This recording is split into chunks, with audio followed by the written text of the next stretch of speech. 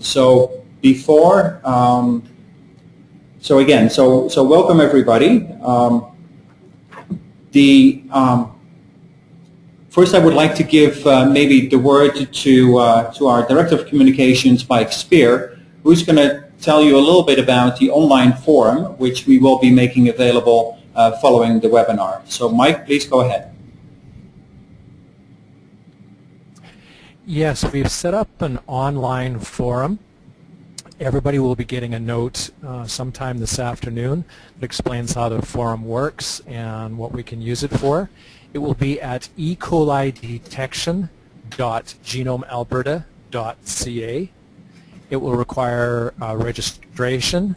There will be a little CAPTCHA thing to try and keep out the spammers, and you cannot post anonymously, but there will be an option to use like an avatar or a non-plume or something, but nobody can actually go in and post anonymously.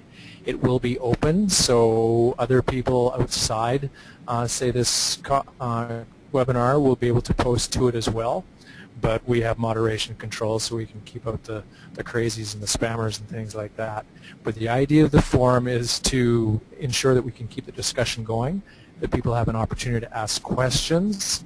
There's a common site where people can post links or information or documents. There you'll have the ability to attach documents, to attach images, things like that. So the idea is just to keep the discussion going. But as I say, we'll send out an email. The forum just went live this morning, so we'll send out an email later today with the full URL, with the information, and with some of the guidelines of what we think can be used for. Thank you. Thank you for that, Mike. I have just changed the presenter to Angie Siemens. So while she is getting ready to accept the invitation to be a presenter, I would like to maybe make a couple of more comments. So the reason why we decided to hold this webinar was to really to give the research community an opportunity to hear from industry and from regulators on what the current challenges are within within an industry environment and what the current regulations are. Clearly, it is our intent and our hope and expectation that we will be seeing proposals coming in from interested researchers that will not going to be duplicating existing efforts or going to be proposing technologies or methods that will not be a significant improvement to the existing methods that are out there. So these presentations that you will hear in the next hour or so are really sort of setting the stage on what is currently available and really putting the challenge out to you that we really would like to see proposals that are doing much better than the current technologies out there. And so without further ado, I would like to invite Angie Siemens, Global Food Safety and Risk Management Leader from Cargill, to start this webinar with her presentation called Meat Processing Environment. Angie, please go ahead. Good morning. I just want to verify the technology. Can you see my screen? Yes, Angie, we can see your screen, so please go ahead. Oh, okay, awesome. Okay, well, good morning to everyone. And first off, I want to thank all the organizers and of having the opportunity to speak to this group on the front end of the development process, and as the RFPs are going out, we usually, unfortunately, end up in talking with developers in the middle or the end of their development process, which sometimes leads to some additional rework. So I greatly appreciate the opportunity of being able to express some of our needs as we move forward. First off, Cargill, some of you know, some of you may not. We have some core food safety requirements that we work with. We really are, in this particular space, want to push on innovation, and that's the area here that I think is exciting for me. At the end of this whole thing, we have to be accountable for the product we put into the marketplace. And there are a lot of processes we go through, of which the methodology that you're proposing here is a huge piece. It is a verification piece for our process that we move forward. Cargill, let me just give you a breath of the numbers. I know when I talk to my Canadian counterparts, they're saying, okay, why don't you just do something in Canada? Well, I can't. We are a North America-based company, and anything that we develop or that we want to use has to be usable in both Canada and the U.S. And the reason for that is basically the numbers. I've got 10 beef harvest facilities, 2 of which are in Canada, the rest that are in the U.S. We're running upwards, I don't know, by the time you add the math, 400,000 EColi 157 tests annually across various matrices. We do trim, we do offals, we do grinds. We even do what I call a secondary test where we'll bring in initially tested trim and then we'll retest the grinds as they go out and finish products. This will become important later. We're doing these tests at third-party laboratories. And I'll talk a little bit about the friendliness of any methodology that we have. Because of the location of many of our facilities, if you'll understand, they're kind of in the middle of nowhere. We have to have on-site laboratories, so we've contracted with a third party to have really what they call a remote laboratory that runs them, and then we've got others that are in closer proximity to what I call a commercial laboratory. So we are working with a lot of outside laboratories, a lot of individuals who have to be able to use the methodology that we present to them or spec to them to use to be able to make our business work. So that gives you kind of an idea. This is an exciting area for us. Anything that we can do in the improvement of rapid detection, and I do want to put out here that rapid is relative.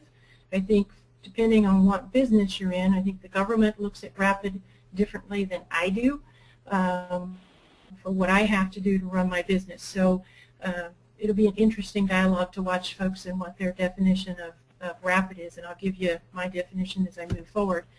Our system, we are using the traditional N60 excision sample on our trim, which on a lot gives me anywhere minimum 375 grams to 425 grams. Grind, we're targeting 365 grams, and we have variations off of that.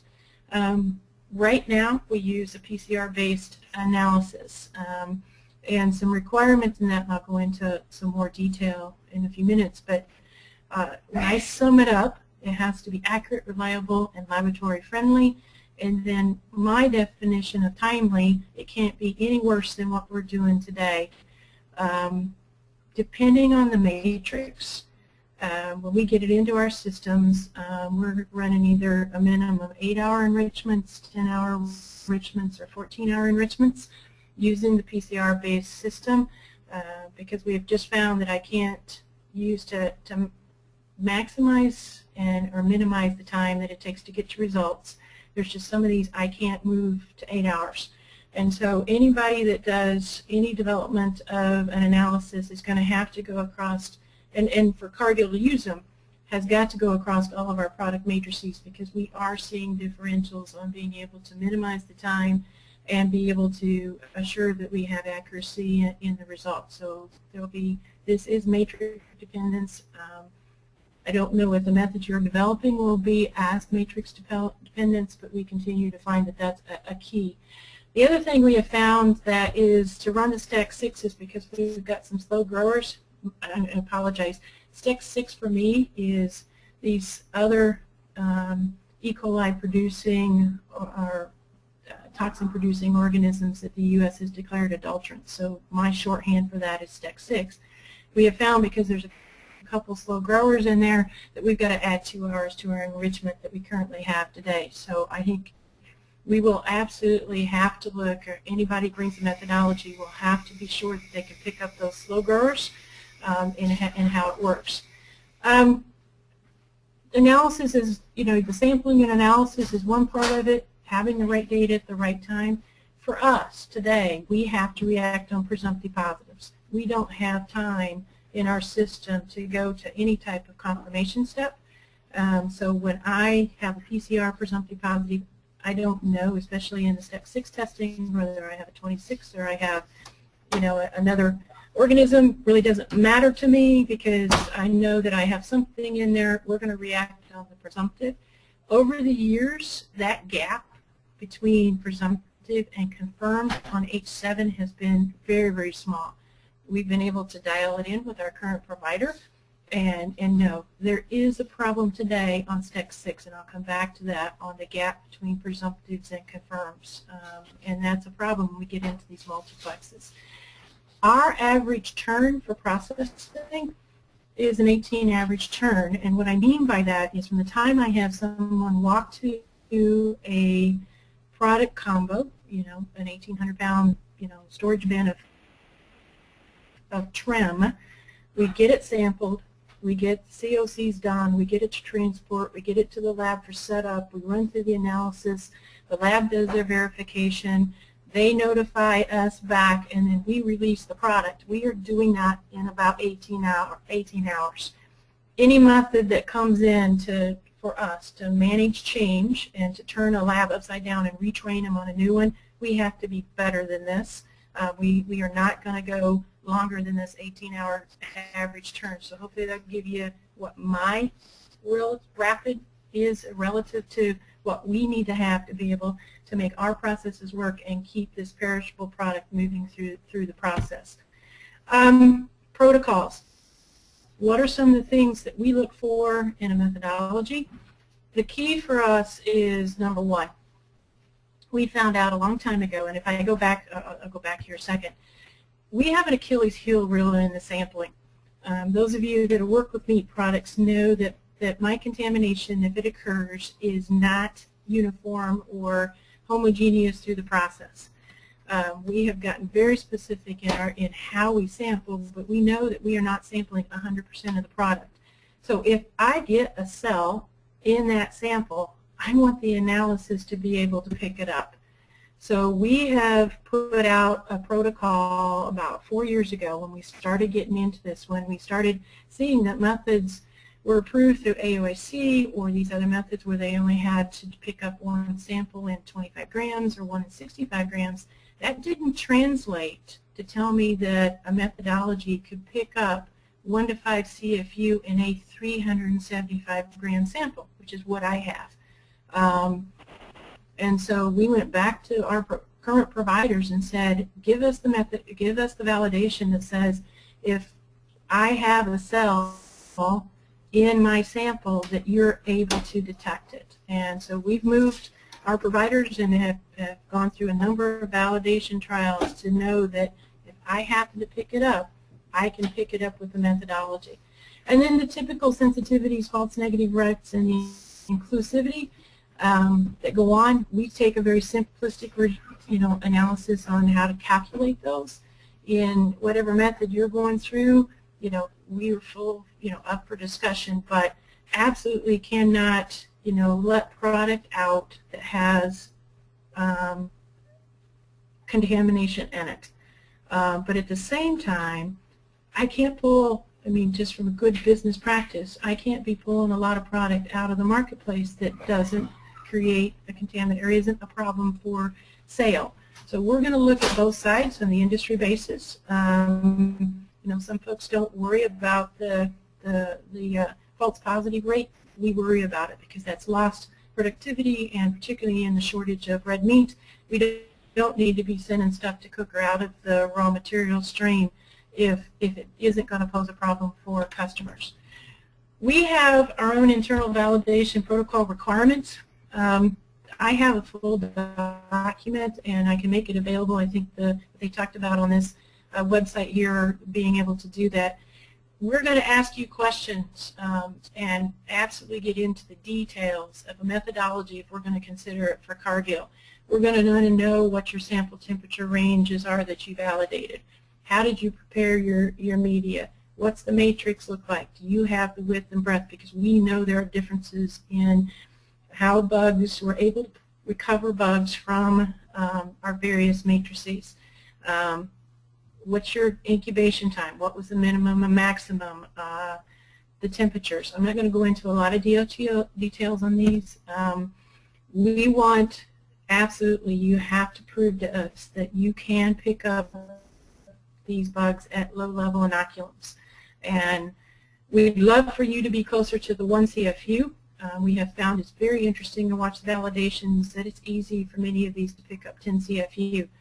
You try and push them down to 1 or 2 CFU per the target analytical unit size. It then starts separating out the methods. There's just no question, and so we are absolutely going to force down to the low. You have to have cold stress. You got to remember what we are sampling. Most of the time we are sampling a cold product, and these organisms will have been cold stressed, so we've got some special requirements there. Confirmations. I can tell you 0157 confirmations have been easy. You get out here on these Stec 6s, and a lot of you have probably already worked. Our biggest problem that we've got is working with these confirmations on these Stec 6s. So that's going to be, we're going to be asking a lot of questions on how did you do confirmations, are you sure you didn't miss them, et cetera, that you're working with. When we get into Stec 6s, and again, these are those additional 6 toxin-producing organisms that we have run into some problems with what we call multiplexes.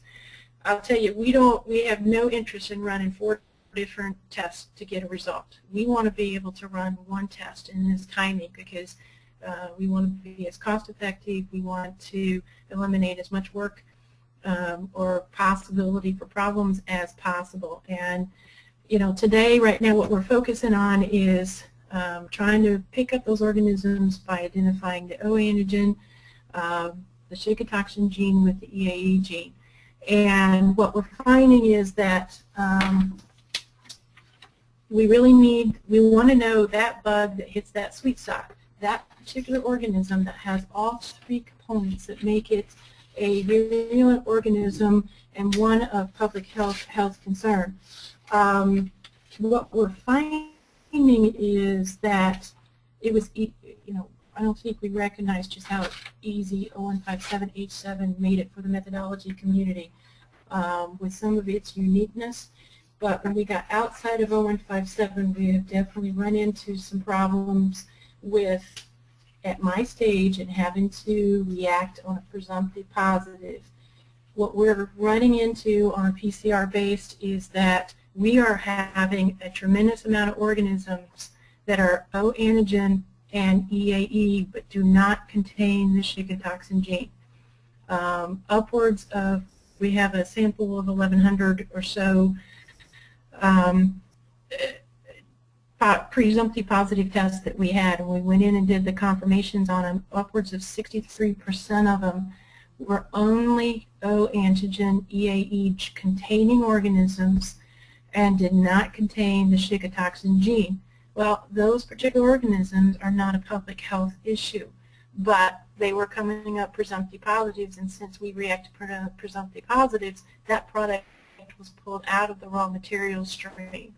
What we need to figure out is, can we do these multiplexes where we're looking at multiple components, and most of these analysis, you go in and you take this take this sample, you pull the organism out, you chop them up so that you can get to the DNA components. Well, what happens for me is you can't tell me that the components, if they come up positive on a multiplex, are from the same organism that can cause illness. That's been our problem as we've tried to get into looking for these Stec 6s. Again, E. coli, we really don't look for the shigatoxin gene. There's a unique EAE that we can just look, and it's not a multiplex. That's not the case with the Stec 6s. So we've just run into a number of issues on these multiplexes, and this will have to be addressed in any methodology that we have, because I don't have time to get to clear to confirmation unless you can get the confirmation in the same time period that we're working with today. Here's the numbers that we get into. Out of the 1,100 that we had, 721 had only the OEAE, had 129 that was antigen with the shigatoxin without this EAE, this whole complex with it. Only 294 of them, 294 of them were actually confirmed to be organisms of public health concern. So we've got a huge background problem that doesn't show up in the clinical community because you're really only looking at the ones that made somebody ill. So in mind, I have a lot of background flora that come in. We don't have a clean sample like you would get out of a clinical sample. So a method would have to be able to zero in, and so that I hit this red triangle, so I'm pulling the right product out of the marketplace. This gives you some ideas. One of the things that we were running into, and I don't have this slide, and it will not make this slide public. So, but we were finding that as we were having products that had a higher background flora, where my average APC was upwards of 3.5%, my confirmation rates on the Dec 6s were very low. If I have a cleaner sample, then I had a higher confirmation rate. And this has to go to what I was talking about on the last slide. We are continuing to work with our current provider on trying to figure out some additional setup parameters that gets us to the point where we are having a better confirmation rate when we have a sample that has a higher background flora in it. So there is a problem, and I would challenge you not to just do your work on a clean sample where you've done a single inoculation.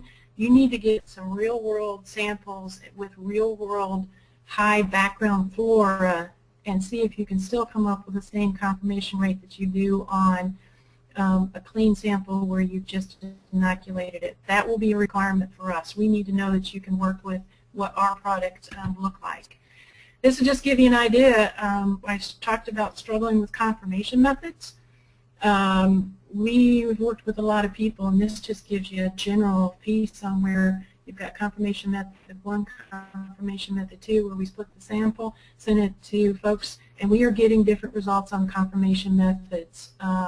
These Dec 6 of the organisms are, I think many of you probably know better than I do, and I may be speaking to the choir here. We are really struggling with knowing what the truth is and what confirmation method do you use to say, yes, you know, this methodology is going to give me the best results when I can't even get equal analysis on confirmation methods. So I think that's a challenge for all of us. In summary, one of my top criteria is if I get a bug in a sample, I want to know that my methodology will pull it out. And that's where we really focus in the 1 to 5 CFU and whatever matrix and the quantity of the analytical unit. It has to perform in high background containing matrices.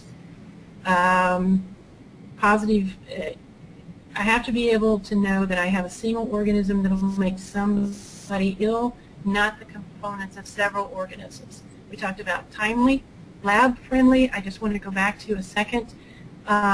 We will challenge you. If you have a process that comes in there with 29 steps, we're not going to adopt it.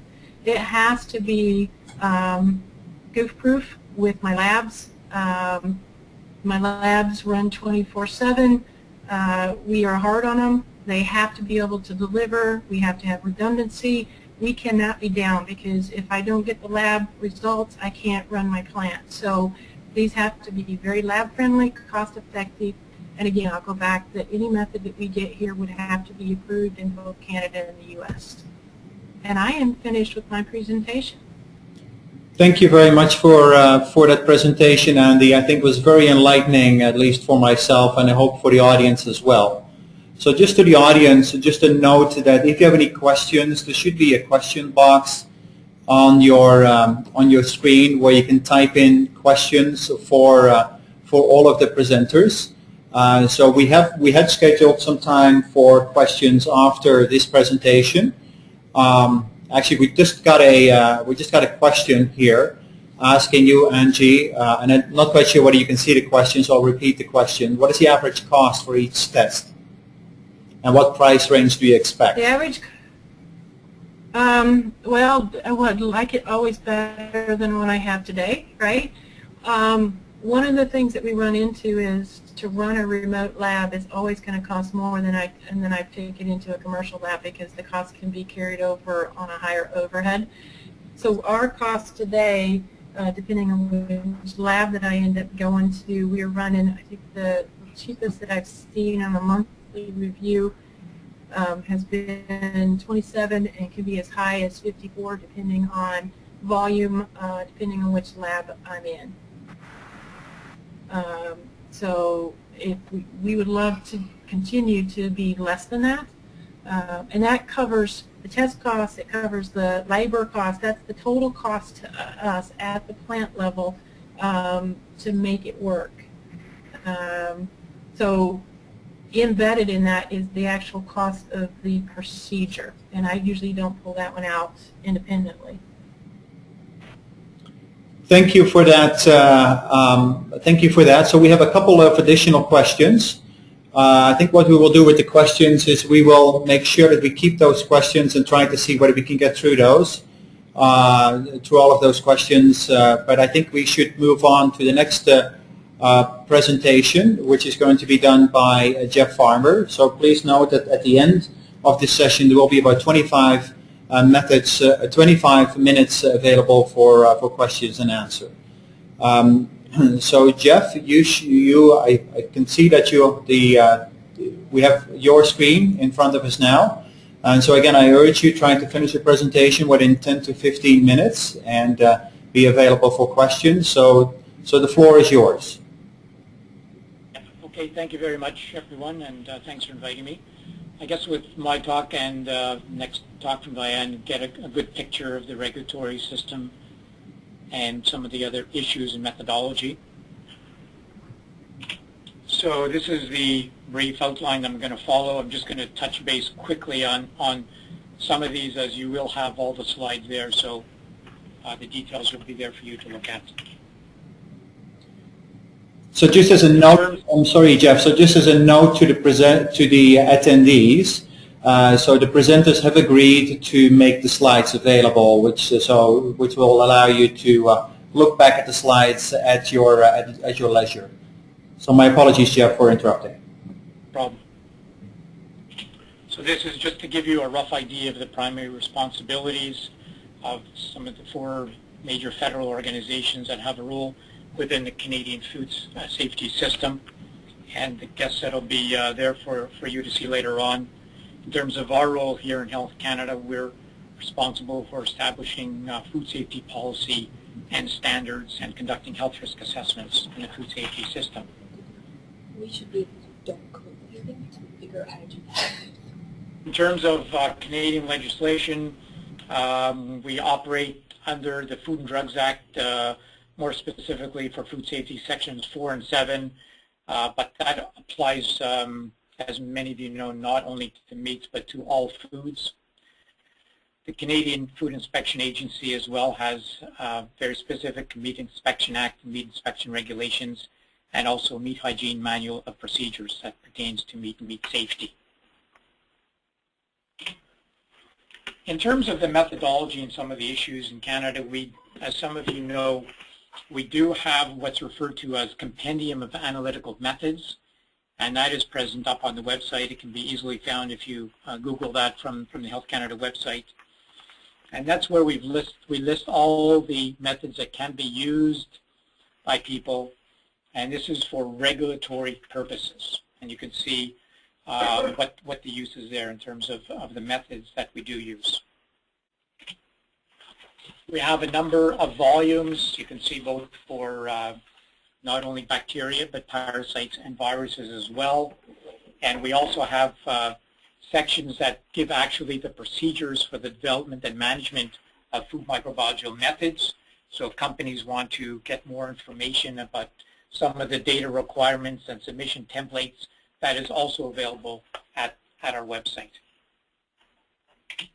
And this is just to give you the mandate and objective of the Micro Methods Committee.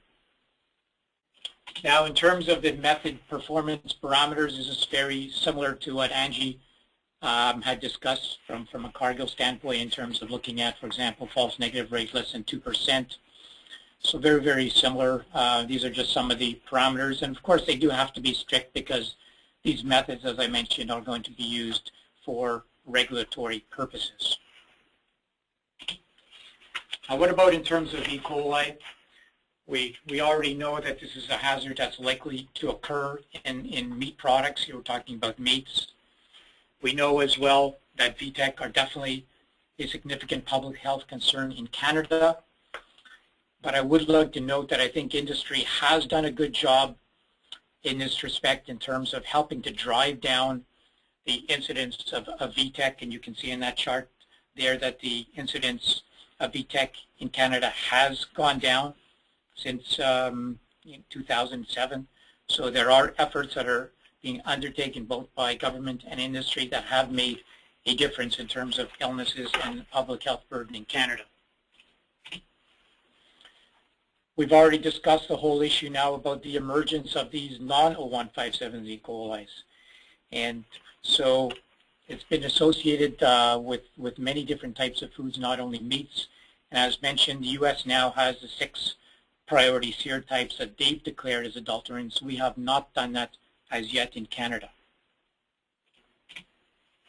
In terms of some of the challenges with the non-0157s, as you heard, the methodology is still in development, so we do need better rapid and validated methods for the non-0157s. We don't know that much about some of the dose responses for the various non-0157 serotypes. And as is mentioned on this slide, that the main serotypes observed in different countries are different. And then we have the issue, the whole issue, for example, of that large sprout outbreak that occurred in Europe, which was EColi 104. So that's another issue, I guess, that we're going to have to deal with at some point. Now, what about in terms of some of the analytical methods that are used for E. coli? There are quite a number of methods that are listed right now in the compendium, and you can see some of them there, and you can get the details on the website. As I was mentioning, these methods are validated to ensure both that they're fit for purpose and meet our predetermined performance criteria. And I've just given you here some examples of the methods used to screen and identify 0157 in precursor materials such as trim, as well as ground beef. There are various sampling protocols depending on the method. So this is just to give you a rough idea in terms of the minimum sample units from a lot, and in terms of the number of grams that have to be looked at, and does vary actually per the method that you're using, but in the range of 325 to 375 is what we're looking at as the analytical unit.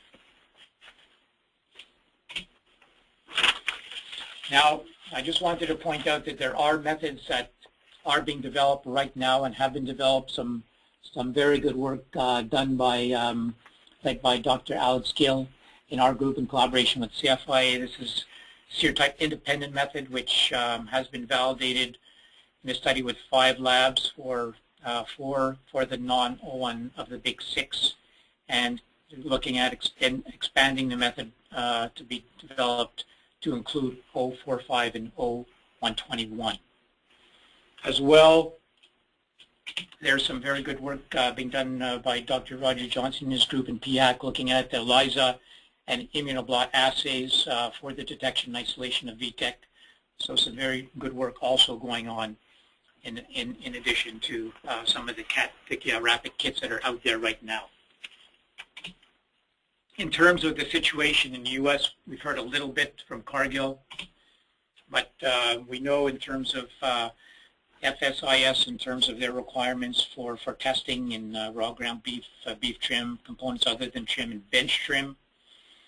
And as I mentioned, in June 4th, 2012, the FSIS began routinely testing trim for the 6 non-0157 species.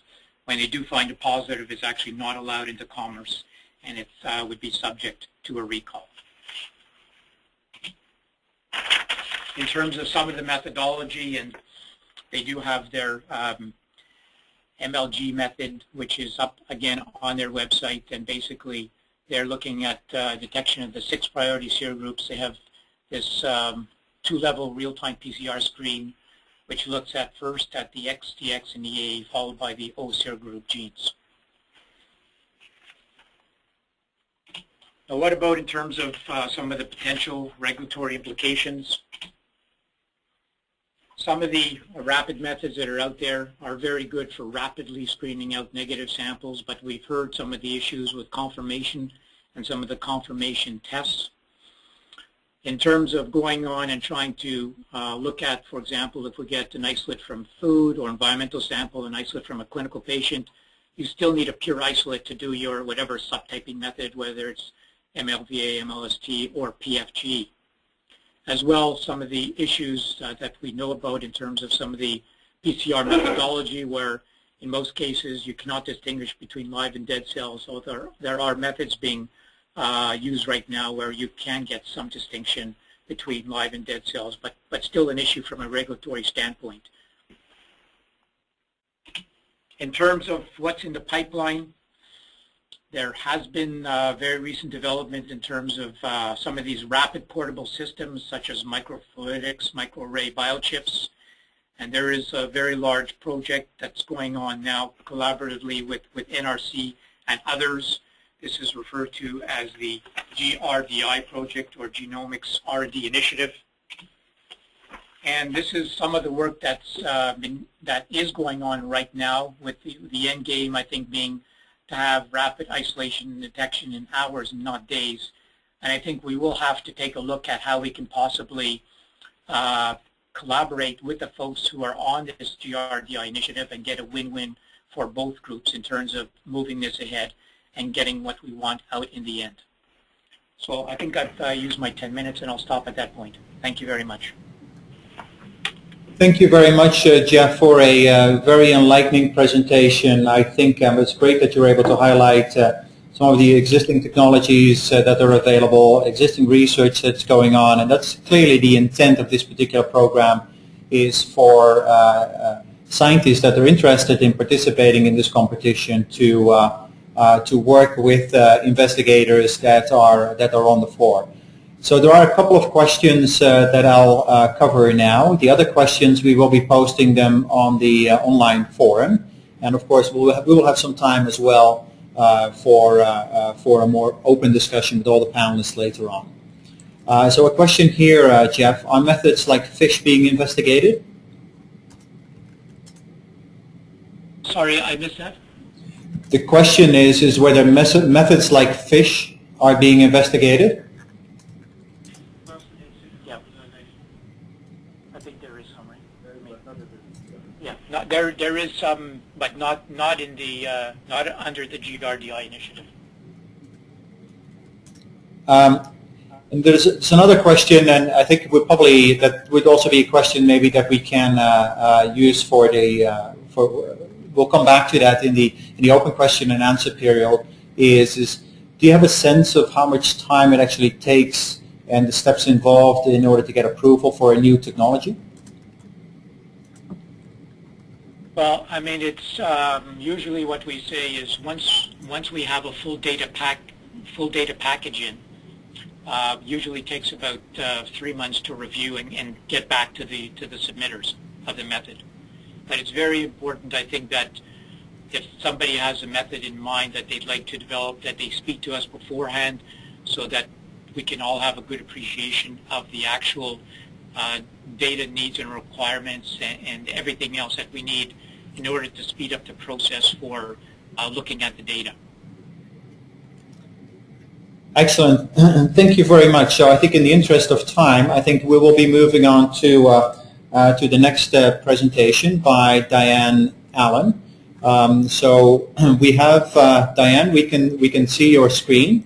So when you are ready, please go ahead and start your presentation.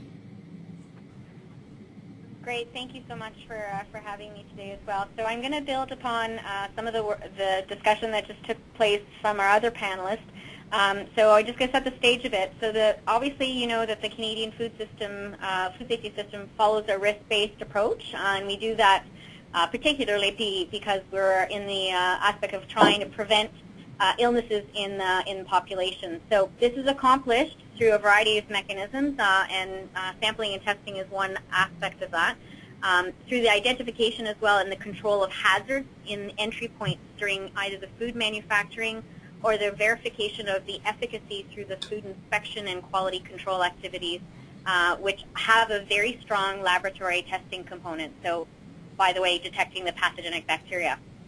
So the risk-based approach requires the ability to support regulatory as well as industry food safety management through the implementation of the most rapid and informative test methods which provide identification of the pathogen, its risk in profiling, and its subtyping. So Angie and Jeff did speak about that earlier, so I wanted to make sure that we re-impress that. This will allow us at the agency to take the most appropriate and timely intervention to mitigate the potential risk before it actually hits the marketplace to prevent public health impacts. So genomics technology has the potential to provide that ultimate blueprint for pathogenic microorganisms, which leads to a better understanding of how they enter and survive in the food production continuum, and how best to prevent foodborne illness and respond to outbreaks should they occur. So I'm going to move now to my next slide. Obviously, CFIA has some regulatory laboratories that support our mandate, and the CFIA is charged with safeguarding food through science-based regulations. So a lot of our data really does inform decision-making. And we enforce the standards that have been set by Health Canada by using approved methods, as Jeff had mentioned, that are published in the Compendium of Analytical Methods or their equivalents. Methods are approved, as has been mentioned, through the submission to the Micro Methods Committee, who reviews and recommends methods for approval. So you can see that we are comprised of 6 food testing laboratories across Canada, and that is not unusual because as products are perishable, we like to have a good landscape so that the transport time from the time a sample is collected to the time it arrives to the lab to the time that it is reported is diminished as much as possible. So we are quite well categorized across the Canadian landscape. We are also accredited laboratories to ISO 17025. And this is particularly important for a regulatory agency simply because we stand on our results, and if we were to be challenged, we can stand on that through some of our quality assurance process. Currently, there are validated VTech methods, and Jeff mentioned a few of them. There are advantages. Obviously, they're sensitive, they're definite, they're fit for purpose. They provide the opportunity for us to isolate the bacteria for a definitive identification and trace back. And it requires minimal capital equipment. So it's a very culture-based type process. The disadvantages, obviously, is that sometimes you require more time to enrich the growth of this bacteria, and sometimes it can take some time to do that. It's very laboratory-based, and so it really does require a bench, and it requires trained staff to be able to do that. So obviously this requires a longer timeline for us to actually get the results we're looking for. However, we do know, and building upon the presentations from the previous panelists, we do have a promise of good genomics technology, and validated methods ready for implementation, which can identify, profile, and subtype really will improve our risk-based intervention and our risk-based inspection tools in the field. So there's always has to be the connotation, though, that the method has to be validated and ready for implementation. It should follow, the compendium guidelines. It should also be quite specific to our ISO standards, so what could be applied in our own laboratories. And it will allow us to anticipate new and emerging food microbiology issues by giving us a larger toolkit and specialized testing scenarios, so we can actually anticipate how we can use this tool with new practices in the industry field. It will help us as well. As I had mentioned, we are very culturally based in the way we do our methods and our testing. But with a technology genomic base, it will help improve our efficiencies by obviously reducing the turnaround times, and will help us as well to process higher sample throughput and ease of processing. And ideally, I think what's most cognizant for us is it really does support our risk-based inspection system by giving us informative test results in real time, if at all possible, and allows us to facilitate our traceback investigations as well, so to try to remove product from the marketplace with the cooperation of industry as soon as we can get that information from this test. Obviously, there are challenges, though, and I think that others have spoken to this, so I'll just reiterate that we need to bacterially isolate the isolate through that to facilitate our recall action because it is a confirmatory mechanism for us. We need to also have reliable recovery of low numbers of target organisms in complex food matrices, and this is what Angie had talked about earlier. You know, you can find a lot of background, but doesn't mean that that one bacteria that is the one that's causing the illness, can you find it and can you recover getting it quick enough to be able to determine if that product is unsafe. Obviously, the time standards for analysis to avoid public exposure and loss of product value is very near and dear to all of us. So the quicker we get the results, the sooner a decision can be made, and the sooner industry can make a decision of how to divert that product to other disposition protocols. But obviously, we also have to take into consideration the performance of the method and the characteristics for it to meet regulatory requirements, because as regulated industry, and as a regulator of that industry, we need to make sure that the performance of that method and the characteristics of it are going to meet regulatory requirements. So understanding, you know, things like biomarkers and virulence factors and analytical targets are going to be key for us as moving as a collective scientific community. And our best approach for that is for effective application of genomic technology, develop novel, rapid detection and typing characteristics that could provide high throughput, multiplex platforms, and again have reliable recovery at very low target organism levels in a very complex food matrix. So I will now go to the next slide and maybe just highlight some of the gaps. At least in the best of our knowledge at this point, there is quite a bit of understanding that needs to be developed in terms of biomarkers, particularly on the virulence factors and the analytical targets. And that's particularly important because, as Jeff had mentioned earlier, you may have some dead cells there. And if they're no longer going to be virulent, can we still determine if that product is unsafe for consumption if the product, the bacteria is no longer alive?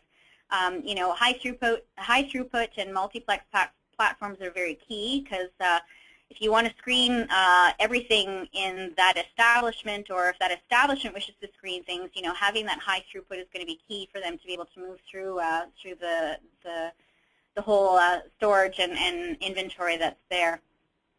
We also have a gap in available sequencing data, so we don't have fully annotated sequences, so we are looking at some huge bioinformatics information that's going to be key for us, and obviously a requirement for power for computers for analysis of that sequence data as well.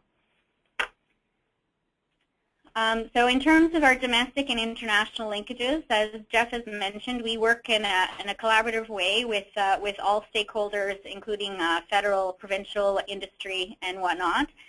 We have some great collaboration with our public health agency colleagues, the National Microbiological Lab, which do have a good acquisition of authentic strains for method development, particularly on the clinical side, and do offer some molecular typing support.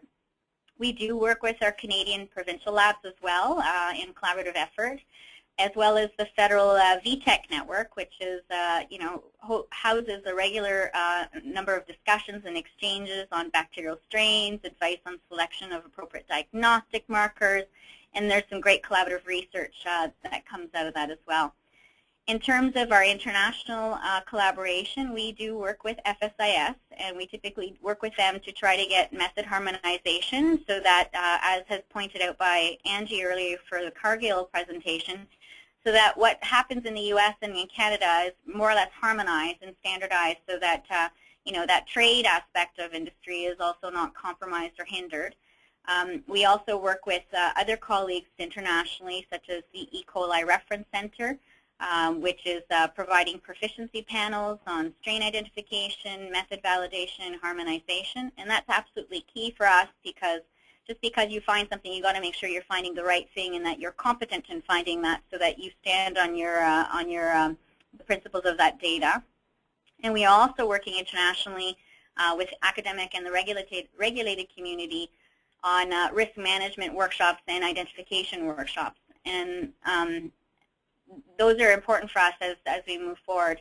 CFI has also, in a recent workshop, which we hosted some time ago in Ottawa, we did arrive at a consensus on the best definition of priority VTEC for food inspection purposes. And some of the work that Jeff spoke to earlier in his presentation kind of speak to the O's, the 0157 versus the other O's that are still being looked at.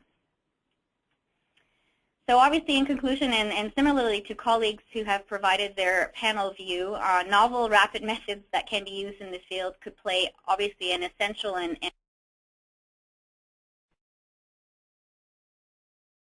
which can be released in the market. Sorry? Okay, and genomics technology may also allow for discovery of the most appropriate biomarkers for informing the development of methods and the recovery and detection of pathogenic bacteria in food. And I will stop there. Thank you very much for that great presentation, Diane. I think I mean, all three presentations, I mean, they're very complementary, and at least from a Genome Alberta perspective, I think this was very valuable information. And so we're now going into the question and answer period. I think we had dedicated a dedicated 5-minute question and answer period for yourself, but it looks like since all the presentations are very complementary, I'll maybe try to go through some of the questions, and I'll invite all of the panel members to contribute where they feel they can contribute. So first of all, we have a couple of questions on also on really sort of the scope of this particular competition, in particular as it relates to, are we only going to be considering tests that envision actual genome sequencing, or just tests that are based on genomic data? And so the answer is the latter. And so we do recognize, and as Diane pointed out, I mean, there is a need to get some additional sequencing information, but any proposal will need to use genomic data or propose genomic activities to make sure that it's eligible for our competition. But other than that, it will be eligible. Also, for the audience, we do define genomics in a very broad sense. So genomics will include proteomics, metabolomics, of course, bioinformatics activities that may be required are going to be eligible as well. So that's just as a background for the audience members.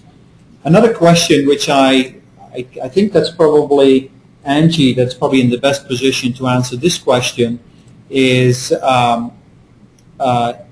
there, if investigators, if they are interested in or do not have currently access to samples that they may require to do their actual research, is there a way for these investigators to access samples? Are they publicly available? Should they be contacting you or other, I guess, meat packing operators? Any sense, Angie, on how the industry could assist in making the samples available to allow the scientific community to test their particular technologies?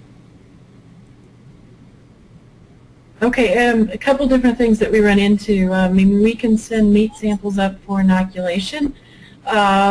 Just to pick up samples in the lab and send them up, I end up with a regulatory conundrum, because if I send a sample up and my results have been negative and for some reason they come up with a positive, then I've got some issues to deal with on, did I have a problem with the product that entered the market? But we have been able to work through those scenarios, and it's really a case-by-case basis depending on what you're going to do with the product and how you work through the product. So yes, the answer is yes, but it's just not as simple as, you know, me sending you 5 pounds of meat to work with.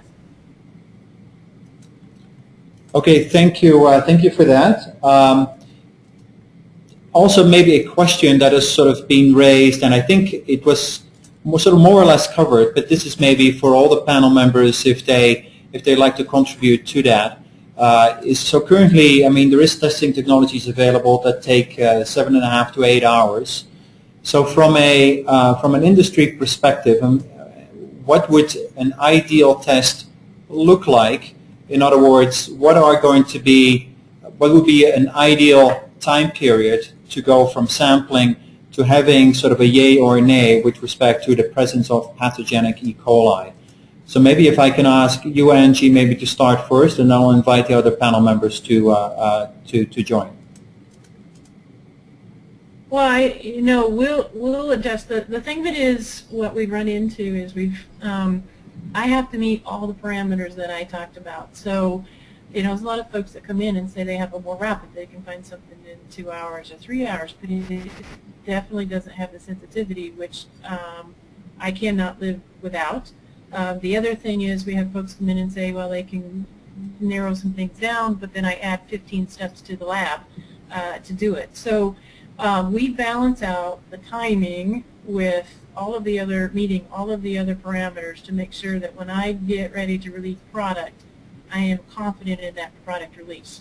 And there is generally not a cost advantage, and that's where people come in and say, well, if you can release your product in 2 hours, say the turn's 12 hours as opposed to 18, there's got to be a cost advantage. There's not a huge cost advantage in that.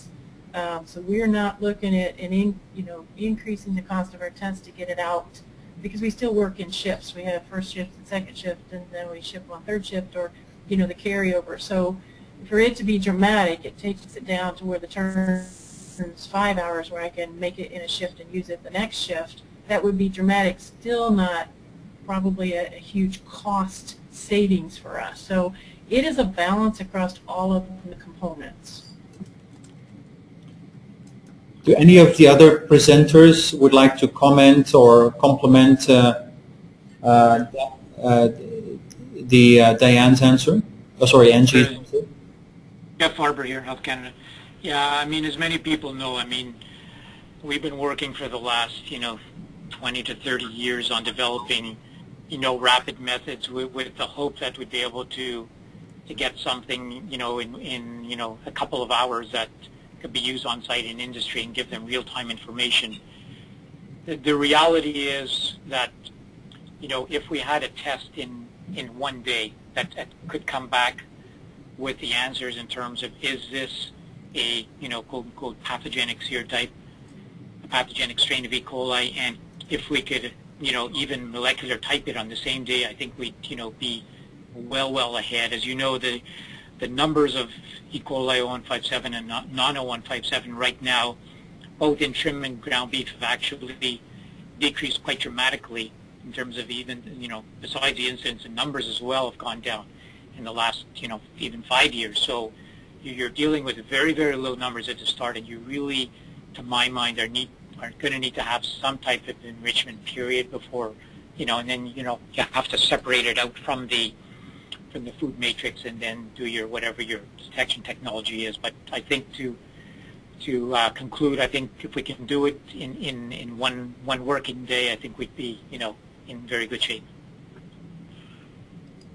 Yeah, and I will also add, this is Diane from CFIA, I'd like to sort of play also the role of, not finding something is actually probably a good thing too, right? So if you can screen quicker using a genomics technology to say at least the product is negative, that's probably not a bad thing as well, right? So looking at finding it is one thing, but also screening it to see that it's not there, maybe that cost-beneficial equation that Angie was talking about. Thank you very much for those answers. So another question that if I can sort of paraphrase is, and I think it was sort of mentioned, okay, of course through genomic technologies you have an ability to detect dead cells as well, which will not be causing a safety issue. And so could any of the panel members maybe sort of comment on, I guess, sort of the importance of a particular technology to detect viable cells versus non-viable cells, and also the importance of detecting generic E. coli and potential pathogenic E. coli. So if so Jeff, would you like to maybe start answering that question?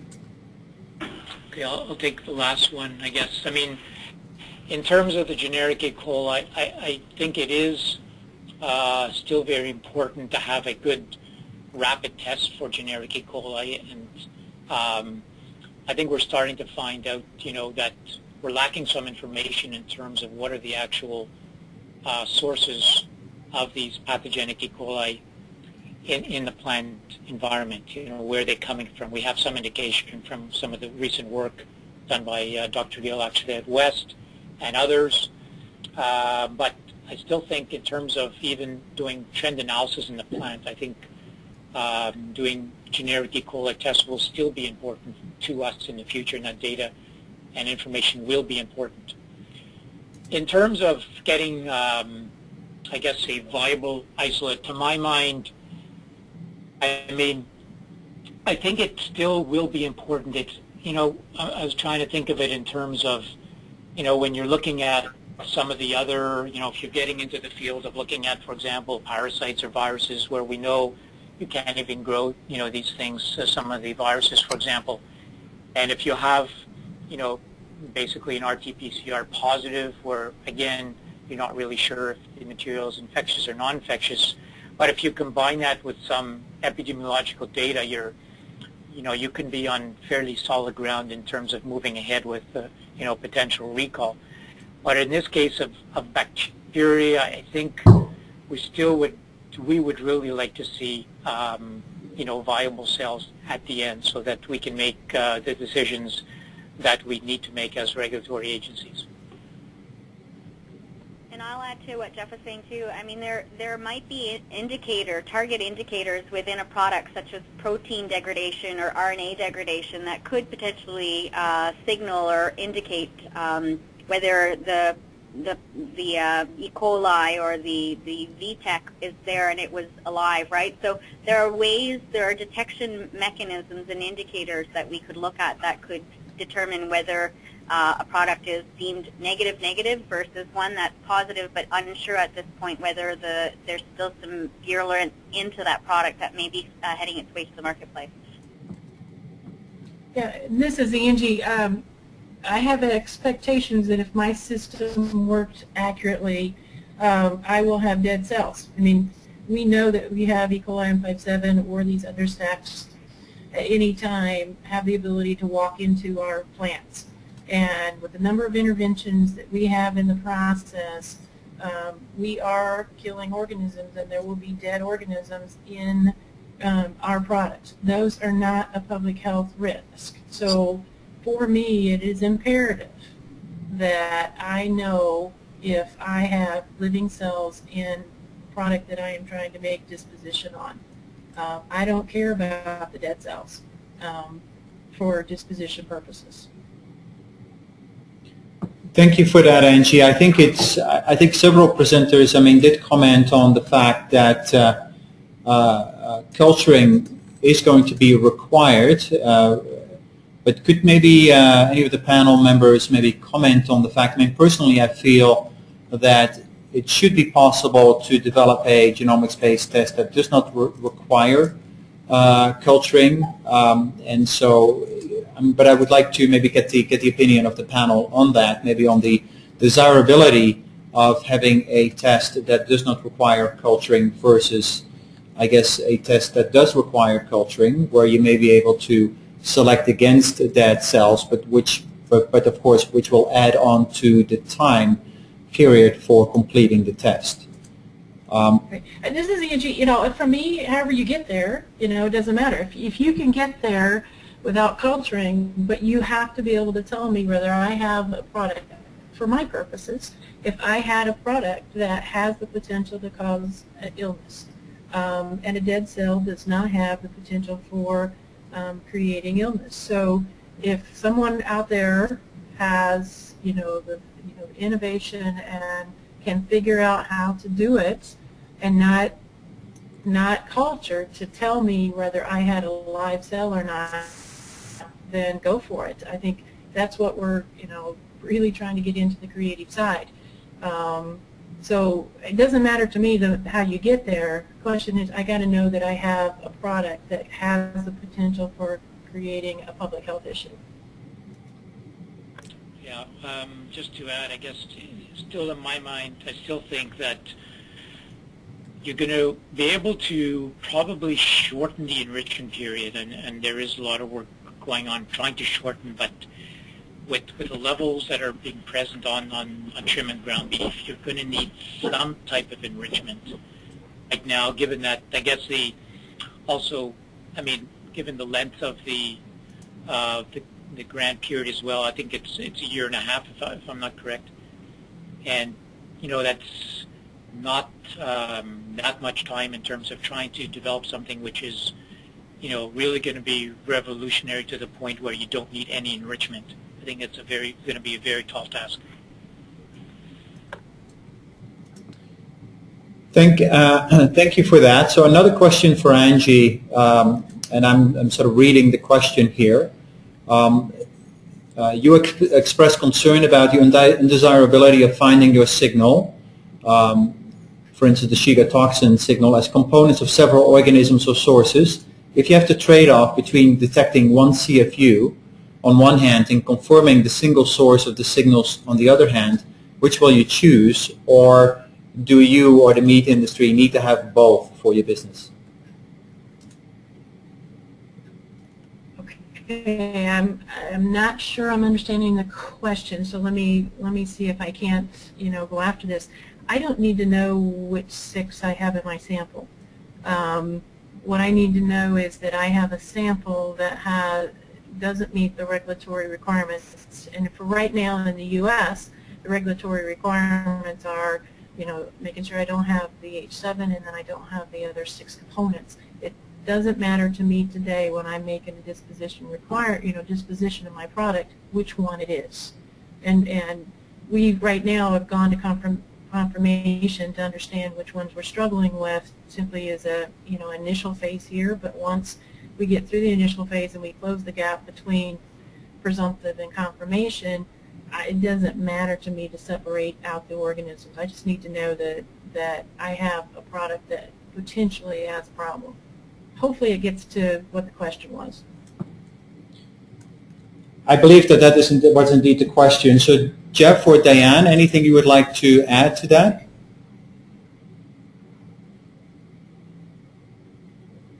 No, not at this point. Thank you. Yeah, neither. Nothing to add as well. Thank you.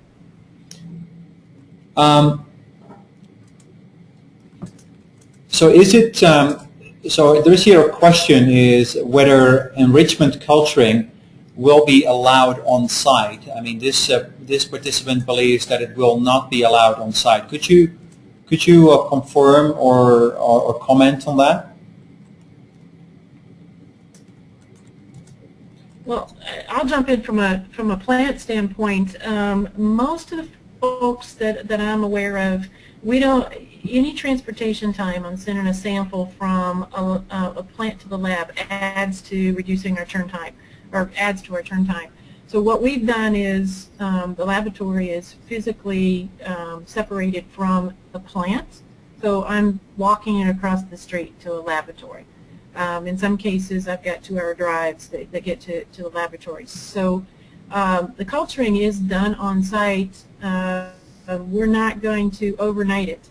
That takes too much time in terms of that. We've got couriers set up that go back and forth with it. So this cannot be, and that's one of the things we've run into some of the genomics, the equipment is so expensive that they try and do it from a central lab. That will not work for us. We will not be overnighting samples. The work has to be done near the facility, and right now the furthest away that we're sending a sample is a courier by 2 hours. If we wouldn't have to do that, we wouldn't do that. There is culturing done near the facilities, and that actually for us is a mandate, because anything further than that adds to the turn time. Thank you for that, Angie. And I think we've come to the last question here before we're going to wrap this up. And this is again a question for for Angie, and this is a question whether handling of composite 375 gram samples be acceptable for Cargill, for instance, 6 samples of 63 gram samples each. Would that be acceptable for an organization such as Cargill? Okay, we do a couple different scenarios that we work with. We actually do what we call some wet compositing, where we take a smaller analytical unit, enrich it, and then we pull an aliquot out of each one of the enrichments and run a single test. That way I've got some identification back to the original combo that I do. But I think the question here is it acceptable if we do 6 tests of a smaller analytical unit as opposed to 1 of a larger? And if my cost is 4 or 5 times greater, no, it's not acceptable. We've got to be very cost conscious with this as well. And if it's going to come in and mean that I have to run 6 samples instead of 1, that's not something that we will jump onto very quickly. Thank you for that, Angie. So I think maybe I would like to give all the presenters maybe sort of a final opportunity to speak to the attendees of this panel, and from their perspective, again, sort of articulate or summarize what an ideal test for them would look like. And I would encourage you to maybe sort of to give a pie in the sky answer, so we truly challenge the scientific community to come up with novel, out-of-the-box technologies that will really assist the meat processing industry in their ability to detect generic and pathogenic E. coli. So if I can start with you, Angie, so any final words to challenge the scientific community? I think, we need to continue innovation in this particular area. If you've seen, I think, from all 3 presentations, there are gaps today in that can be closed. And I would challenge all of you to figure out, best that we can, how do we close some of those gaps? It would be wonderful for me to be able to go out and pull a sample out of a product and then be able to make immediate disposition right on the floor. As Jeff mentioned, we have tried many years to figure out how we could do that at the level of contamination that we're at. We are routinely running into samples where I can pull reps out of, rep aliquots out of the same enrichment, and some will be positive and some will be negative. We are at that low of concentration of contamination in these samples, and that's our challenge. I mean, I have to be at 0. I cannot, because of particularly H7 and the fact that it does not take very many cells to create an illness. We are talking about a very difficult task on making sure that if I have a representative sample, that I'm not missing a cell of H7, of a live cell of H7 in a product. And so that's the challenge in front of us. It has to be cost effective, and it has to be friendly to the lab, and that we can afford to operate with it in our facilities. So it's a great task, it's a great challenge, and I'm excited about the direction this is going. Thank you very much for that. Jeff, any final words of challenge to the scientific community? Yeah, I guess to summarize, I mean, what we need here is really, it's got to be obviously a portable method.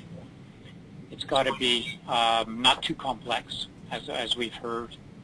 Validated, fit-for-purpose method that can detect 1 cell in 375 grams of product, and that can be done basically within an 8 to 10 hour time period, and potentially including some subtyping information as well within that time period. So that's sort of the pie-in-the-sky dream to see.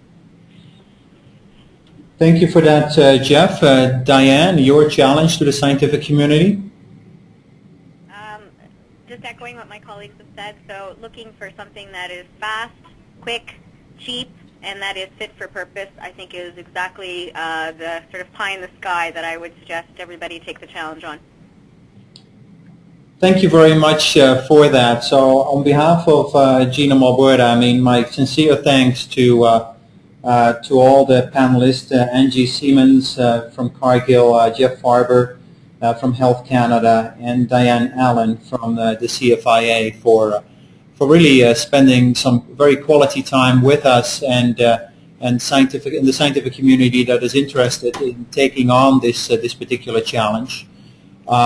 So just to wrap up, so this will not be sort of the only opportunity to exchange information and to bounce some ideas off. As indicated earlier, we will be starting an online forum, and I'll give Mike sort of another opportunity to speak again to the online forum, how it's going to work.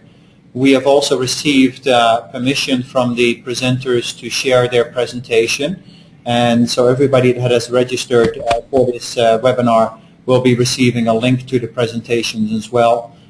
We also will try to figure out a way of posting the questions that were asked through this particular webinar, post them on the online forum. This is for Genome Alberta. Using a format such as this one is novel. We have not tried it to this extent before, so bear with us if we do have some teething pains, but so far I think we've been pleased that the technology has not let us down this far. So just as a wrap-up, Mike, again, could you maybe summarize sort of the online forum, how it's going to work, how people can access it, and when it could be available? Yes, it will be available later this afternoon, and I do mean much later this afternoon. Based on the webinar, I'll be creating some categories to stimulate the discussion and to help break up the discussion into sections so that it just doesn't become too jumbled up. The URL again is ecolidetection.genomealberta.ca.